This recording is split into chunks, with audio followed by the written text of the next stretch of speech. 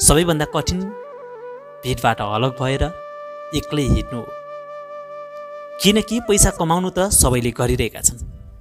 पद र प्रतिष्ठा प्राप्त गर्न भिडको पछि लाग्नु सम्भव छ, तर सत्यको खोजी गर्नु, मौलिक हुनु, आफ्ना निर्णयहरू आफै लिनु एक्लै मात्र सम्भव छ। मानिस सधैँ भिडसँग भिड्ने बानी परेको छ। सोच्नुहोस्, जन्मेदेखि नै हामीलाई सिकाइन्छ केटा मान्छे हो भने यो गर, केटी मान्छे हो भने यो गर, परिवारको इज्जत बचाउनुपर्छ। मानिसहरूले के भन्लान्, जसरी सबैले गर्छन् तिमी पनि त्यसै गर। यहाँसम्म कि हाम्रो हाँसो पनि भिड अनुसार नै हुन्छ। यदि कसैले चुट्किला सुनायो र सबै हाँसे भने हामी पनि हाँस्छौँ, चाहे हामीले नबुझेकै किन नहोस्। यदि भिड रोइरहेको छ भने हामी पनि रुन थाल्छौँ, चाहे हाम्रो भित्र दुःख नभए पनि। हाम्रो भित्र वा हाम्रो जीवन अरूको नक्कल बन्छ। तर प्रश्न यो छ कि के भिड सही छ?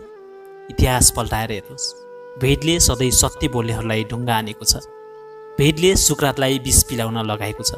भिडले जिसस क्राइस्टलाई टाँगेर राखेको छ। भिडले महावीरको अपमान गरेको छ, किनभने भिडलाई सत्यसँग डर लाग्छ। भिड आरामसँग चाहन्छ, व्यवस्था चाहन्छ, तर सत्य सधैँ भित्रै हुन्छ। भिडको स्वभाव अन्धानुकरण हो र अन्धानुकरणले कहिल्यै प्रकाशसम्म पुग्न सक्दैन। भिडले तपाईँलाई आराम दिन सक्छ। भिडले तपाईँलाई सुरक्षाको झुटो आभास दिन सक्छ। भिडले तपाईँलाई सत्यसम्म पुर्याउन सक्दैन। सत्यको यात्रा सधैँ एक्लै हुन्छ। भिडमा मानिस बुद्धिमान रहँदैन। यो एक धेरै गहिरो सत्य हो। जतिखेरै मानिस भिडको हिस्सा बन्छ, उसको व्यक्तिगत बुद्धिले काम गर्न छोड्छ। एक्लो मानिस सोच्न सक्छ, प्रश्न उठाउन सक्छ, निर्णय लिन सक्छ, तर भिडमा उसको मन, उसको स्वतन्त्रता, उसको समझ र बुझाइ सबै भिडको हातमा जान्छ। भिडको प्रभाव यति गहिरो हुन्छ कि तपाईँ त्यही गर्न थाल्नुहुन्छ जुन तपाईँको भित्रबाट कहिले उठेको थिएन। सोच्नुहोस्, तपाईँ कुनै मन्दिरमा जानुभएको छ, हजारौँ मानिसहरू उभिएका छन् र सबै एकै स्वरमा चिच्याइरहेका छन्, जय जयकार गर्दै। तपाईँ मनको शान्त बस्न चाहनुहुन्छ, तपाईँलाई चिच्याउन आवश्यक महसुस हुँदैन, तर अचानक तपाईँ पनि त्यही आवाजमा सामेल हुनुहुन्छ। यो तपाईँको भित्रबाट आएको होइन, यो केवल भिडको दबाब थियो। यो जताततै हुन्छ। भिडमा मानिस नक्कल गर्ने बन्छ।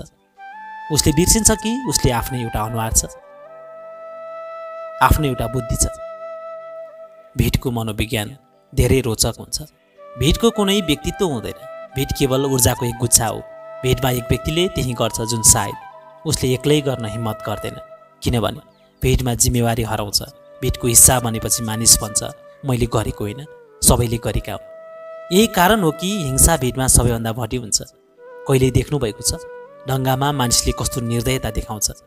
जुन मानिसले एक्लै एउटा कमिलालाई पनि मार्न हिचकिचाउँछ, त्यही मानिस भिडमा उभिएर आगो लगाउँछ, हत्या गर्छ। किनभने भिडले उसको जिम्मेवारी खोसेको छ, उसको विवेक खोसेको छ। भिडको मनोविज्ञान यही हो। तपाईँलाई यस्तो लाग्छ कि म एक्लो छैन, हजारौँ मानिसहरू मसँग छन् र यो सङ्ख्याले तपाईँलाई साहस दिन्छ, तर यो झुटो साहस हो, किनभने यो तपाईँको भित्रबाट आएको होइन, यो भिडबाट उधारो लिएको साहस हो। भिडमा तपाईँ गुलाम बन्नुहुन्छ। तपाईँको दिमागले काम गर्न छोड्छ। भिडले तपाईँको लागि सोच्दछ, भिडले तपाईँको लागि निर्णय लिन्छ। तपाईँ केवल भिडको नक्कल गर्नुहुन्छ र नक्कल गर्ने मानिस कहिल्यै साँचो मानिस बन्न सक्दैन। याद राख्नुहोस्, स्वतन्त्रता भिडमा हराउँछ। भिडले तपाईँलाई यो सुख दिन्छ कि तपाईँ एक्लो हुनुहुन्न, तर यो सुख विष हो, किनभने सत्य तब मात्र जन्मन्छ जब तपाईँ एक्लै हुनुहुन्छ, जब तपाईँसँग भिडको सहारा हुँदैन। त्यसो भए बुझ्नुहोस् कि भिडमा मानिस बुद्धिमान रहँदैन। भिडमा मानिस मूर्ख बन्छ, किनभने भिडमा उसले आफ्नो आत्मा गुमाउँछ। मानिसको सबैभन्दा ठुलो डर के हो थाहा छ? सर्पको डर, मृत्युको डर, गरिबीको डर होइन। मानिसको सबैभन्दा ठुलो डर मानिसले के भन्लान् भन्ने। यो डर यति गहिरो छ कि तपाईँ आफ्नो जीवन आफ्नै तरिकाले जिउन सक्नुहुन्न। हरेक पाइलामा तपाईँलाई यो आवाज सुनिन्छ, यदि तपाईँले वा यदि मैले यसो गरेँ भने मानिसहरूले के सोच्लान्, यदि मैले यसो भने मानिसहरूले के भन्लान्, यदि मैले भिडबाट अलग कदम चालेँ भने समाजले मलाई कसरी हेर्ला। यो डर तपाईँलाई बाल्यकालदेखि नै दिइन्छ। तपाईँका आमाबुबा, तपाईँका शिक्षकहरू, तपाईँका आफन्तहरू सबैले तपाईँलाई यो सिकाउँछन्, अरू मानिसहरू जस्तै बाँच, नत्र तिमीलाई बहिष्कार गरिनेछ। यसको मतलब यदि तपाईँ भिडबाट अलग हुनुभयो भने तपाईँलाई स्वीकार गरिने छैन। त्यसैले बच्चालाई सुरुदेखि नै अनुशासित बनाइन्छ। ऊ जति जति ठुलो हुँदै जान्छ यो उसको डर रगतमा घुम्दै जान्छ। उसले जिउन सिक्दैन, उसले केवल सबैको नक्कल गर्न सिक्छ। तपाईँलाई यस्तो लाग्छ कि यदि तपाईँ अलग हुनुभयो भने तपाईँ एक्लो पर्नुहुनेछ र एक्लोपनको यो डर यति गहिरो छ कि तपाईँ भेटको गुलामी स्वीकार गर्नुहुन्छ। भेटले तपाईँलाई सुरक्षा दिन्छ। सुरक्षाको अर्थ यो हो कि तपाईँ एक्लो हुनुहुन्न भन्ने तपाईँलाई लाग्छ। हजारौँ मानिसहरूले त्यही गरिरहेका छन् जुन म गरिरहेको छु, त्यसैले यो पक्कै पनि सही हुनेछ भन्ने तपाईँलाई पक्कै लाग्छ। यो सुरक्षाले तपाईँलाई केही राहत दिन्छ, तर यो सुरक्षा झुटो हुनेछ। अलिकति सोच्नुहोस्, के भेडाहरूको बठानमा सामेल भएर कोही सिंह बन्न सक्छ त? भेटले तपाईँलाई आराम दिन सक्छ तर साहस दिन सक्दैन। भेटले तपाईँलाई छाया दिन सक्छ तर आकाश दिन सक्दैन। भेटले तपाईँलाई अनुशासन दिन सक्छ तर स्वतन्त्रता दिन सक्दैन। र जबसम्म फ्रिडम छैन, स्वतन्त्र छैन, तबसम्म जीवन छैन। जीवन भन्ने जीवन त्यही हो जहाँ तपाईँ आफ्ना निर्णयहरू आफै लिनुहुन्छ, जहाँ तपाईँ आफ्नो सत्यको खोजी गर्नुहुन्छ, जहाँ तपाईँ भन्नुहुन्छ हो यदि गल्ती भयो भने त्यो मेरो हुनेछ तर म आफ्नै बाटोमा हिँड्नेछु। याद राख्नुहोस्, साँचो सुरक्षा तब हुन्छ जब तपाईँ एक्लै उभिन सक्नुहुन्छ, जब तपाईँलाई भेटको गवाहीको आवश्यकता पर्दैन, जब तपाईँलाई मानिसहरूले के भन्लान् भन्ने कुराको पर्वाह हुँदैन, जब तपाईँको लागि सबैभन्दा महत्त्वपूर्ण कुरा तपाईँको हृदयले के भनिरहेको छ, तपाईँको आत्माले के भनिरहेको छ भन्ने कुरा जुन मानिस एक्लै उभिने साहस गर्छ त्यही मानिस वास्तवमा जिउन सुरु गर्छ। बाँकी सबै त भेटका छाया मात्र हुन्। एउटा कुरा सधैँ याद राख्नुहोस्, सत्य भेटमा कहिले पाइँदैन। भेटले केवल नारा दिन सक्ला, हल्ला गर्न सक्ला, भेटले व्यवस्था बनाउन सक्ला, धर्मशास्त्र रच्न सक्ला, नियम बनाउन सक्ला, तर याद राख्नुहोस् यी सबै केवल व्यवस्था हुन्। समाजका लागि व्यवस्था आवश्यक हुन सक्छ तर सत्य यससँग कुनै सरोकार छैन। सत्य सधैँ व्यक्तिगत हुन्छ। यो भेटको अनुभव होइन, यो तपाईँको अन्तरात्माको अनुभव हो। तपाईँ एक्लै ध्यानमा बस्नुहोस्, तपाईँ एक्लै आफ्नो भित्र हेर्नुहोस्, तपाईँ एक्लै मौनता सुन्नुहोस्, तब मात्र सत्य प्रकट हुनेछ कि तपाईँले ध्यान दिनुभएको छ। इतिहासका हरेक महान आत्माले भेटको बाटो रोजेनन्। महावीर एक्लै हिँड्नुभयो, जिसस एक्लै हिँड्नुभयो, सुक्रात एक्लै हिँड्नुभयो। र याद राख्नुहोस्, यदि सबै भिडमै बसेका हुन्थे भने सायद उनीहरूको नाम पनि इतिहासमा दर्ता हुने थिएन। भेटले त उनीहरूको विरोध गर्यो, भेटले उनीहरूलाई अपमानित गर्यो, सतायो, दण्ड दियो, तर पनि उनीहरू एक्लै आफ्ना सत्यमा अडिग रहे। र यही कारण हो कि आज हामी उनीहरूलाई सम्झन्छौँ। भेट सुरक्षित लाग्छ। भेटले तपाईँलाई भन्छ आऊ सबैले जस्तो गरिरहेका छन् तिमी पनि त्यस्तै गर।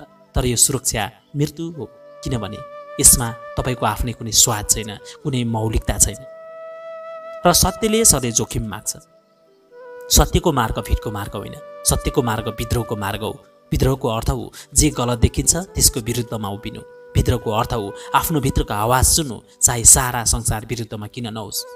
ध्यान, प्रेम, मौन यी सबै भेटको बजारमा बिक्दैनन्। यिनको खोजी तपाईँले आफ्नो भित्रै गर्नुपर्छ। भेटले तपाईँलाई पूजा सिकाउन सक्छ तर प्रार्थनाको अनुभव दिन सक्दैन। भेटले तपाईँलाई धर्म सिकाउन सक्छ तर दिव्यताको स्वाद दिन सक्दैन। भेटले तपाईँलाई नियम दिन सक्छ तर फ्रिडमको आनन्द दिन सक्दैन। भेटको बाटोले आराम दिन्छ तर मृत्युतिर पक्कै लैजान्छ। र सत्यको बाटो कठिन छ तर जीवनतिर लैजान्छ। भेटले तपाईँलाई झुटो सुरक्षा दिन्छ, सत्यले तपाईँलाई साँचो फ्रिडम दिन्छ। त्यसैले जसले सत्य रोजेको छ उसले भेटलाई छोडेको छ र जसले भेट रोजेको छ उसले सत्य गुमाएको छ। एक्लोपनदेखि मानिसहरू डराउँछन्। जतिखेर मानिस एक्लो हुन्छ उसलाई लाग्छ म त बिल्कुल खाली छु, मसँग कोही पनि छैन, म एक्लै छु, म अधुरो छु। हो, यही डर हो जसलाई मानिसहरू एक्लोपन भन्छन्। एक्लोपनले तपाईँलाई उदास बनाउँछ किनभने यो अपूर्णताको भावनाबाट आउँछ। तपाईँलाई लाग्छ कि यदि भेट हुन्थ्यो, मानिसहरू हुन्थे, आफन्तहरू हुन्थे, साथीहरू हुन्थे भने म पुरा हुन्थे। एक्लोपनको साथसाथै काम गर्ने मानिस स्थिति म तपाईँलाई अरूको बिना अपुरो ठान्छु। यही कारण हो कि धेरै मानिसहरू भेटलाई कहिले छोड्न सक्दैनन्, किनभने भेटले उनीहरूलाई उनीहरूको अपूर्णताबाट बचाउँछ। तर म भन्छु यो एक्लोपन होइन, यो एकाग्रता हो। एकाग्रताको अनुभव बिल्कुल फरक हुन्छ। एक्लोपनले उदासी ल्याउँछ, एकाग्रताले आनन्द ल्याउँछ, किनभने एक्लोपनमा तपाईँ अरूमा निर्भर हुनुहुन्छ, अरूको बिना टुट्नुहुन्छ। तर एकाग्रतामा तपाईँ आफ्नो भित्र प्रवेश गर्नुहुन्छ र पाउनुहुन्छ म आफैमा पुरा छु। यहाँ तपाईँलाई अरूको सहाराको आवश्यकता पर्दैन। एक्लोपनमा तपाईँ अरूलाई खोज्नुहुन्छ, एकाग्रतामा तपाईँ आफैलाई खोज्नुहुन्छ। एक्लोपनमा तपाईँ आफैलाई हराउनुहुन्छ, खालीपन छ। एकाग्रतामा पूर्णता छ, एकाग्रतामा उदासी छ, एकाग्रतामा मौनताको आनन्द छ। एक्लोपनमा तपाईँ रुनुहुन्छ कि कोही छैन, एकाग्रतामा तपाईँ नाच्नुहुन्छ कि म यही नै प्राप्त छु। याद राख्नुहोस् यो फरक केवल बुझाइको।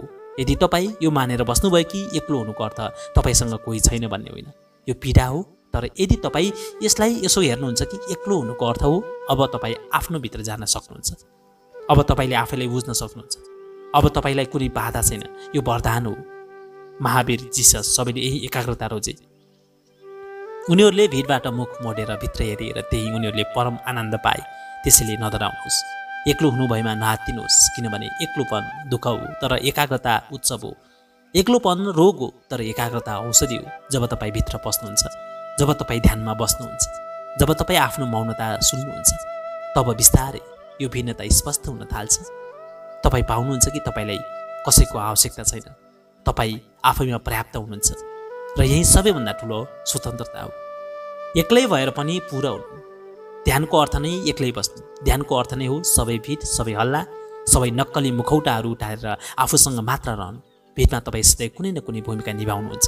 घरमा हुनुहुन्छ भने छोराछोरीको भूमिका, कार्यालयमा हुनुहुन्छ कर्मचारीको भूमिका, मन्दिरमा हुनुहुन्छ भने भक्तहरूको भूमिका। जताततै तपाईँ मुखौटा लगाएर बस्नुहुन्छ, जताततै तपाईँ त्यही अनुहार देखाउनुहुन्छ जुन समाजले स्वीकार गर्छ। तर ध्यानमा कुनै भूमिका बाँकी रहँदैन। ध्यानमा तपाईँ आफ्नो वास्तविक अनुहार देख्नुहुन्छ। ध्यानमा तपाईँ पाउनुहुन्छ कि भित्र एक यस्तो मौन कहिरहेछ जहाँ समाज पनि पुग्न सक्दैन, परिवार पनि पुग्न सक्दैन, न त मित्रहरू नै। त्यहाँ केवल तपाईँ हुनुहुन्छ र तपाईँको अस्तित्व। ध्यान त्यही व्यक्तिले मात्र गर्न सक्छ जसले भिडबाट बाहिर निस्किने साहस गर्छ। भिडले सधैँ भन्छ, समय बर्बाद नगर, मन्दिर जाऊ, पूजा गर, नियम पालना गर। ध्यान भन्छ, बस आँखा बन्द गर, भित्र जाऊ। भिडलाई यो पागलपन लाग्छ। मानिसहरू भन्छन्, तपाईँ किन एक्लै बस्नुहुन्छ, तपाईँ किन मौन रहनुहुन्छ, तपाईँ किन भिडमा नियम मान्नुहुन्न। उनीहरू भन्छन्, तपाईँ पागल हुनुभएको। म भन्छु, यदि भिडले तपाईँलाई पागल भन्छ भने बुझ्नुहोस् कि तपाईँ सही बाटोमा हुनुहुन्छ। किनभने भिडको परिभाषामा जो मौलिक छ त्यो स्वतन्त्र छ। जो आफ्नो सत्यको खोजी गर्छ त्यही पागल कहलिन्छ। इतिहास साँची छ। महावीरलाई पनि पागल बन्यो, जिससलाई पनि पागल बन्यो। तर आज हामीलाई थाहा छ कि उनीहरू नै सबैभन्दा स्वस्थ आत्माहरू थिए। उनीहरूको मौनता नै वास्तविक बुद्धि थियो। ध्यानको रहस्य यही हो कि भिडलाई छोडेर एक्लै मौनतामा डुब्नु। जब तपाईँ एक्लै बस्नुहुन्छ तब बिस्तारै तपाईँ आफ्नो वास्तविक स्वरको अनुभव हुन्छ। तपाईँ बुझ्नुहुन्छ कि तपाईँ भिडले भनेको जस्तो हुनुहुन्न। तपाईँको भित्र अर्को गहिराइ छ जहाँ न कुनै भूमिका छ, न कुनै मुखौटा। त्यहाँ केवल शुद्ध अस्तित्व छ। याद राख्नुहोस्, मेरा प्रिय, भिडले सधैँ हल्ला गर्छ, भिडले सधैँ बाहिरतिर दोहोऱ्याउँछ। ध्यान सधैँ मौन हुन्छ, ध्यान सधैँ भित्रतिर दोहोऱ्याउँछ। त्यसैले यदि तपाईँ साँच्चै जिउन चाहनुहुन्छ भने ध्यान सिक्नुहोस्। र ध्यानको पहिलो कदम हो एक्लै हुने साहस। जीवनको वास्तविक यात्रा तपाईँले एक्लै नै गर्नुपर्छ। तपाईँ भिडमा जन्मिनु भएको भए पनि एक्लै मर्नुहुनेछ।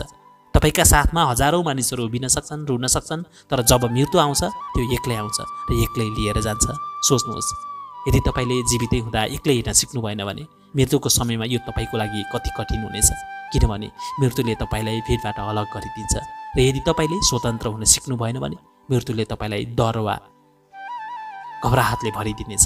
त्यसैले म भन्छु, एक्लै हिँड्न सिक्नुहोस्, एक्लै हिँड्नुहोस्। अर्थ यो होइन कि संसार छोडेर जङ्गलमा भाग्नु।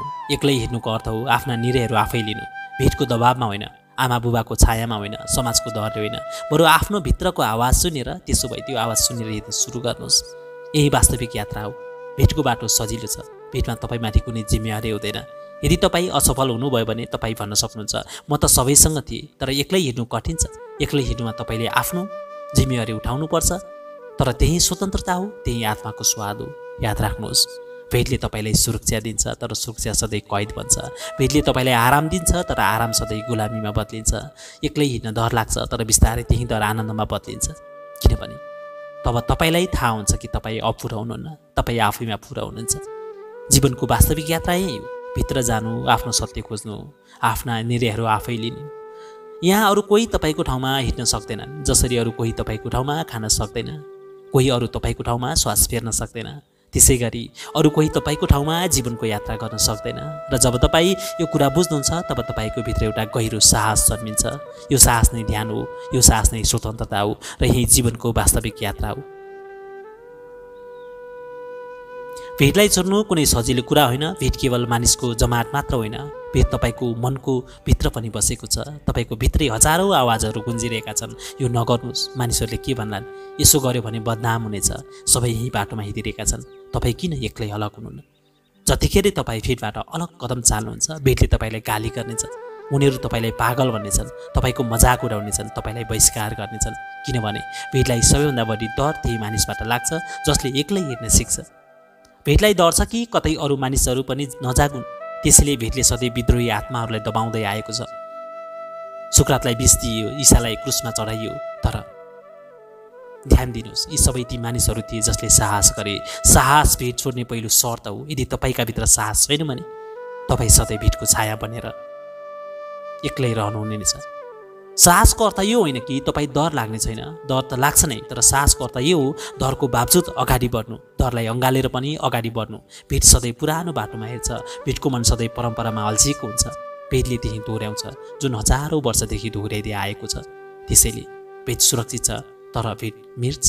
एक्लै हिँड्नेले नयाँ बाटो बनाउँछ, ऊ अन्जानमा पाइला चाल्छ, ऊ त्यो आकाशमा उड्छ जहाँ पहिले कसैले उडान भर्न हिम्मत गरेको थिएन।